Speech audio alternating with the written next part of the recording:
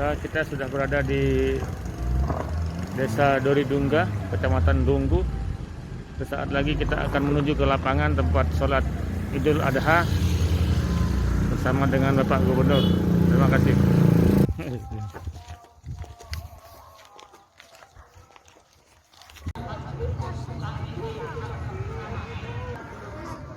Pada rami bersatu.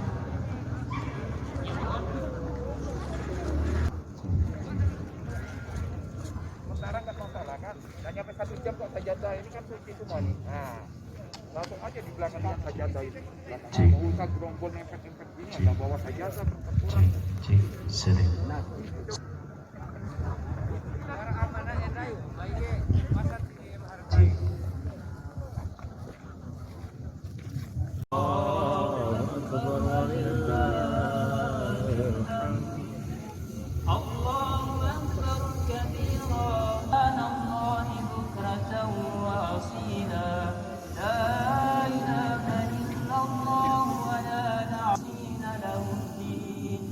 ولو كره الكافرون وحده صدق وعده ونصر عبده وأعز جنده وهزم الأحزاب وحده.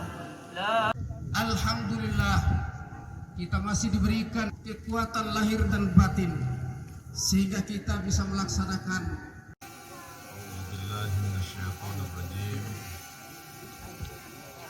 Bismillahirrahmanirrahim. Assalamualaikum warahmatullahi wabarakatuh. Allahu Akbar. Allahu Akbar. Allahu Akbar. Allahu Akbar. Allahu Akbar. Allahu Akbar. Allahu Akbar. Allahu Akbar. Allahu Akbar. Allahu Akbar kabira walhamdulillahi katsira wa subhanallahi bukratan wa asila. La ilaha illallah wahdah sadaqa wa'dah wa nasara 'abdahu wa 'azza jundahu wa hazama al-ahzaba wahdah. La ilaha illallah wa la na'budu illa iyyahu mukhlishina lahu-d-din walau karihal musyrikun walau karihal kafirun walau karihal munafiqun.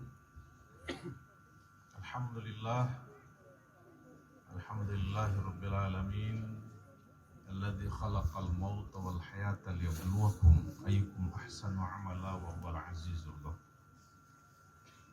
Alladzi khalaqa sab'a samawati tibaqa ma tara fi khalqir rahmani min tafawut farji'il basara hal tara min والذي أرسل رسوله بالهدى ودين الحق ليظهره على الدين كله وكفى بالله شهيدا. أشهد أن لا إله إلا الله وأشهد أن محمدا عبده ورسوله لا نبي بعده. اللهم صل على سيدنا محمد وعلى آله وصحبه أجمعين أما بعد. قال الله تعالى في كتابه الكريم أعوذ بالله من الشيطان الرجيم Ya ayyuhalladzina amanu taqullaha haqqa tuqatih wa la tamutunna illa wa antum muslimun. Shadaqallahul azim. Hadirin yang kami muliakan, kaum muslimin jemaah salat Idul Adha yang insyaallah dimuliakan oleh Allah Subhanahu wa taala. Rasanya tidak ada kata yang pantas kita ungkapkan dari hati kita yang terdalam selain rasa syukur kehadirat Allah Subhanahu wa taala. Karena berkat rahmat dan hidayahnya Allah masih memberikan kita kesempatan merayakan Idul Kurban di tempat yang insyaallah penuh serta seluruh umatnya yang istiqomah sampai akhir zaman. Hadirin yang kami muliakan, pertama khutbah Idul Adha sekarang ini akan sangat pendek. Karena Departemen Agama Republik Indonesia menghimbau kepada semua khotib untuk memendekkan khutbahnya supaya kerumunan bisa segera berlalu sehingga situasi yang tidak biasa seperti sekarang, pandemik coronavirus disease 19 ini bisa segera berlalu. Kita dianjurkan untuk physical distancing, social distancing, dan berjemur. Nah, jadi mohon sabar Bapak dan Ibu, kalau harus berjemur pagi hari ini sedikit, anggap saja ini adalah cara Allah untuk meningkatkan imunitas kita. Tentu setiap khatib diwasiatkan untuk mengajak siapapun yang mendengar untuk meningkatkan ketakwaan kita. Ketakwaan kita didemonstrasikan hari ini dengan kita memperingati satu hal yang luar biasa dengan Idul Kurban ini. Di tengah Bapak dan Ibu ini banyak kepala-kepala dinas dari provinsi yang kalau kita ketemu di Mataram susah, sekarang puluhan dari mereka hadir duduk bersama bersimpuh di desa yang kita cintai pada pagi hari ini. Buat bapak-bapak, ibu, kepala dinas yang hadir, tidak mudah berpisah dengan keluarga dalam merayakan Lebaran seperti biasa. Keluarganya, para kepala OPD kita ini, bahwa kalau berat sekali meninggalkan istri dan anak kita ketika merayakan Idul Adha ini, bisa dibayangkan bagaimana perasaan seorang Ibrahim ketika Allah memerintahkan untuk menyembelih putranya sendiri yang begitu disayangi dan diidam-idamkan. Ibrahim alaihissalam adalah seorang manusia biasa seperti kita, seorang ayahanda yang begitu melihat anaknya sebagai penyejuk mata. Dan ketika berpisah sedemikian lama, kemudian Allah hadirkan satu perintah untuk menguji keimanan dan kecintaannya pada Allah, untuk mengorbankan yang paling dicintai. Bukan dia begitu cinta pada anaknya, dia begitu cinta pada keluarganya, tapi kecintaan pada Allah Subhanahu wa Ta'ala melebihi itu semua. Dan itu yang sedang kita coba rayakan dan renungkan pada pagi hari ini.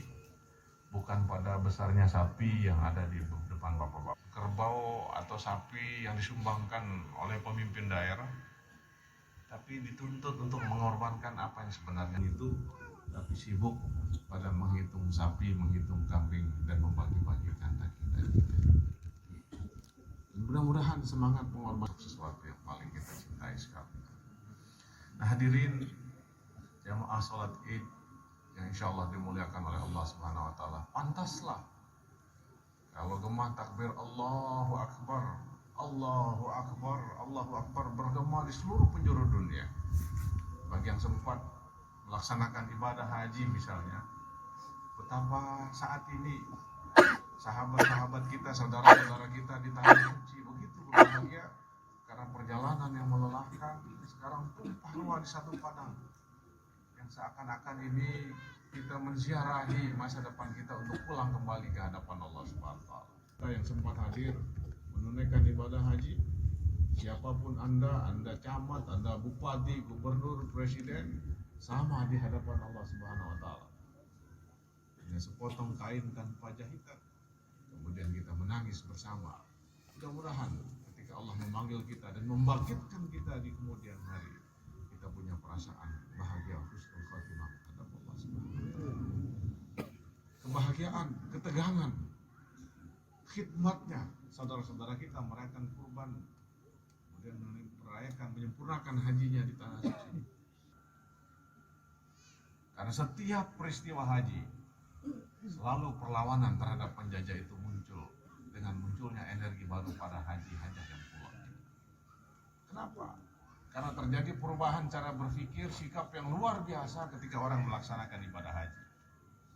Ketika kita melaksanakan ibadah haji baru terasa tidak ada beda orang Bima dengan orang Lombok. Ketika melaksanakan ibadah haji tidak ada beda orang Bima, orang Sumbawa, orang Jawa, orang Bali dan lain sebagainya. Semuanya sama.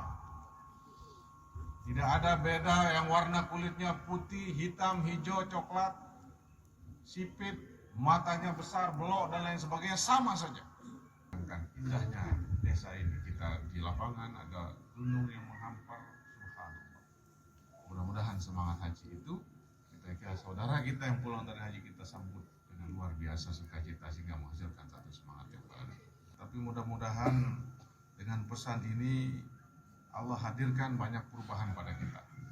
Kadang-kadang kita tidak perlu baca khutbah Idul Fitri, Idul Adha panjang-panjang, tapi tidak ada bekasnya buat kita semua. Oleh karena itu ada satu hadis Nabi yang mudah-mudahan pendek, tapi betul-betul mengena. Hadis ini mungkin sudah sangat akrab di telinga Bapak dan Ibu. So, kalau kita main sepak bola masih bisa berlari 5-6 kali, sekarang sudah agak tua, apalagi yang sudah sepuh. Ingin tahajud, ingin sholat berjamaah, tapi sudah tidak punya kemampuan. Jadi isi masa muda itu sebaik mungkin sebelum datang masa tua. Kalau tiba-tiba sudah datang uban, punggung tidak bisa lagi diajak berkompromi, itu tanda tanda. Hadirin kaum muslimin yang kami muliakan, persiapkan dan isi masa sehatmu sebelum datang sakit. Dan saya lihat banyak pejabat kita sekarang begitu Pak, makin tinggi jabatannya dia nggak makan nasi, nggak makan daging dan lain sebagainya, dia hanya makan kangkung. Coba bayangkan corona seperti sekarang ini, bapak-bapak baru merasakan betapa bahagianya kita selama ini. Baru datang satu virus corona 19, kita sudah panik luar biasa, apalagi datang yang virus 20, 21 dan seterusnya. Ini dia 19 saja kita sudah panik demikian rupa. Dan ini satu hal yang jangan diremehkan. Hampir tiap hari di NTB ini sekarang ada yang meninggal karena corona ini. Oleh karena itu kadang-kadang para imam kita, para guru ngaji kita, para khatib sering mengatakan nikmat iman dan kesehatan. Ini sering kita anggap remeh. Tapi yang masa tua, yang kedua sehat sebelum datang sakit. Yang ketiga kaya sebelum miskin. Kalau ada bapak-bapak, ibu-ibu punya kelebihan, punya sapi, punya kerbau, punya lembu, punya kambing, sumbahkan, sedekahkan. Lapang sebelum datang sempit. Waktu luang, ini satu kemewahan luar biasa. Kadang-kadang kita nonton TV dari pagi sampai malam, main handphone, lupa suami, lupa istri, lupa anak. Begitu banyak kita sia-siakan. Hadirin yang kami muliakan, yang terakhir, Nabi berpesan, siapkan, isilah hidup sebelum datangnya mati. Nah, saya kira Idul Kurban sangat relevan pada pesan yang terakhir ini. Ada sahabat kita kelihatan sehat dan mungkin sama kita tidur di masjid bersama, tahu-tahu besok lusa sudah meninggal ya. Isilah hidup dan kehidupan ini sebelum datangnya mati. Kelihatan tegas, kelihatan hebat, jabatannya tinggi, tiba-tiba Allah hadirkan kematian, selesai. Mungkin khutbah yang tidak biasa dibandingkan membaca terus-terusan yang itu cerita tentang Ibrahim menyembelih anaknya Ismail dan lain sebagainya, tapi kita tidak memahami substansinya. Jadi yang pertama, mudah-mudahan spirit pengorbanan Ibrahim menjadi spirit yang menjiwai hidup dan kehidupan kita sehari-hari. Yang kedua, ibadah kurban ini juga mengajarkan kita spirit kesetaraan dan kemajuan bagi mereka yang kebetulan melaksanakan ibadah haji. Dan mudah-mudahan pesan tentang ketakwaan, tentang perjalanan spiritual haji, sebagaimana kita bersiarah menuju kematian, kalau kita kombinasikan, kita mampu melakukan banyak persiapan, mempersiapkan masa muda sebelum datang masa tua, sehat sebelum sakit, kemudian kaya sebelum miskin, lapang sebelum sempit, hidup sebelum mati, sehingga hidup kita betul-betul kita isi dengan hal-hal yang penuh makna, penuh arti untuk hidup yang penuh dengan keberkahan. Demikian, barakallahu li wa lakum fil Qur'anil azim wa nafa'ani wa iyyakum bima fihi minal ayati wa zikril hakim. Aqulu qawli hadza wa astaghfirullah innahu huwal ghafurur rahim.